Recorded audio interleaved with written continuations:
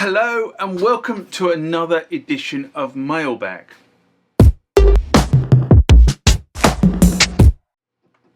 What is Mailbag? Well, Mailbag is a feature of the channel where you guys leave lots of comments on the channel and I attempt to answer those comments, or if I can't answer those comments, I throw it out to you guys who have more knowledge on some of this stuff than I do. So let's get into the first mailbag of this session.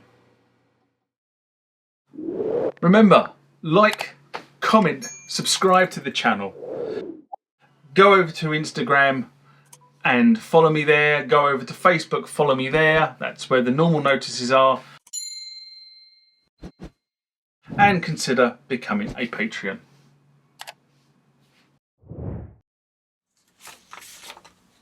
Next comment or question comes from Noon. In response to this, the AudioStation is a consideration for live VST playing. A video I did in September 2019. It's just about when I was really seriously getting into the sort of Muse Receptor.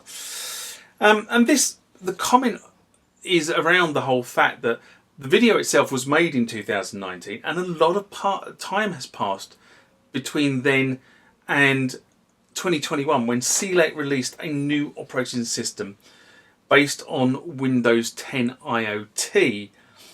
Now the thing about what SeeLake has done is it's a purpose-built, optimized for the real-time audio signal processing, and is compatible with any 64-bit plugin and music software written for Windows 10, with integration of a 32-bit and a 64-bit bridge.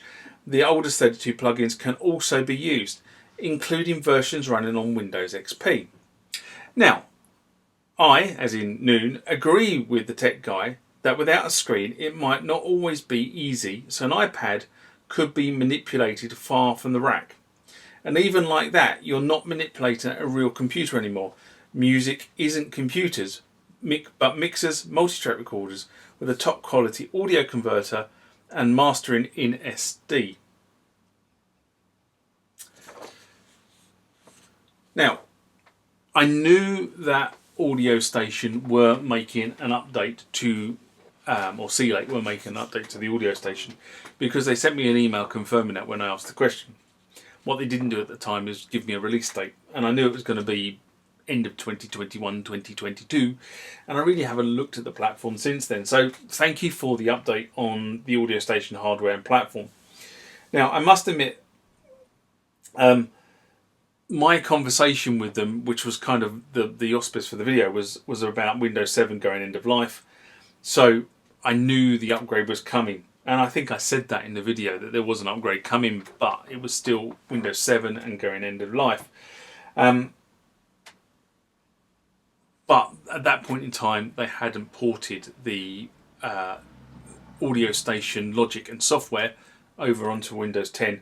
And it needed a lot of rewriting, because unlike just trying to port from one Windows platform to another, which sometimes you can just load the software onto the next platform and away you go with minimal tweaking, what AudioStation do is they literally strip Windows down to its bare minimum, and then they load their software on top of it.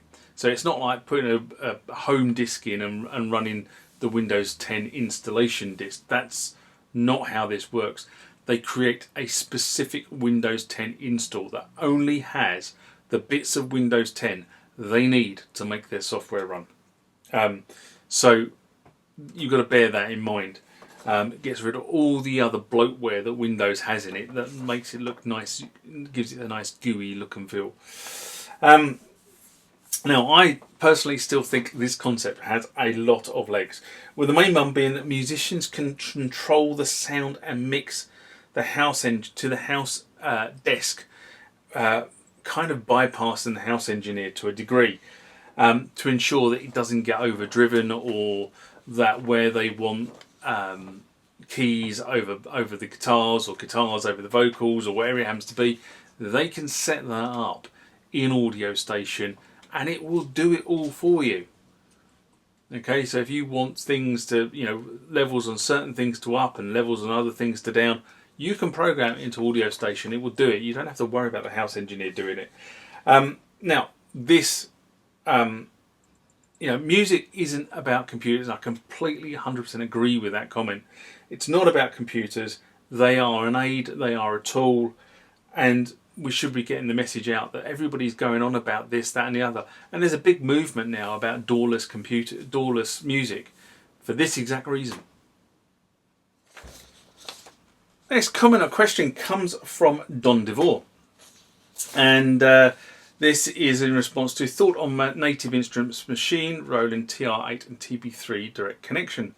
A mailbag I did in June 2023. And Don writes, for my current album project, I used the built-in sequencer in the Phantom to compose a bunch of songs very quickly. I then imported the MIDI files into Ableton Live, create an arrangement of MIDI clips, edit the MIDI and the synth sounds to taste, record the audio from the synths and drum machines into the DAW as basic tracks, then overdub guitars and vocals, etc. Very similar way to I do it. Mix and overdubs in a modern DAW is far more efficient than a workstation. Completely agree with that. But it can slow down the creative process when the computer-based system is acting wonky with hard drives, USB hubs, MIDI controllers, audio interface, and a plethora of other things. Hardware Pro's fast, dedicated device for creating music, sound, good for live performance and composition, does not require constant updates. Hardware Con's tedious menu diving, limited track count, limited mixing and editing capabilities compared with the DAW. Software Pro's powerful, fast mixing and editing tools, more storage, higher track count, plugins, bussings, etc. Software Con's always dealing with that blasted computer stuff, crashes, computer maintenance, OS upgrades. That makes the old devices obsolete and apps obsolete before you get very far along the road. Pro tip, use both. Right on, brother. And another pro tip in regards to the area tip, don't use USB for audio. Always use the 1/4-inch outputs and go through the mixer audio interface. Sounds way better. Completely agree with that one as well. And I've just said that a minute ago. The creative process described by Don here is very similar to the way I work. I rough the track on the workstation and then move that over into the DAW for refining. I've done very much roughing and refining and finishing and completion in the last 18 months or so. And just getting to sit down and play has been struggle for me. But if I can get back to that creative zone, that's my methodology for creating my rubbish.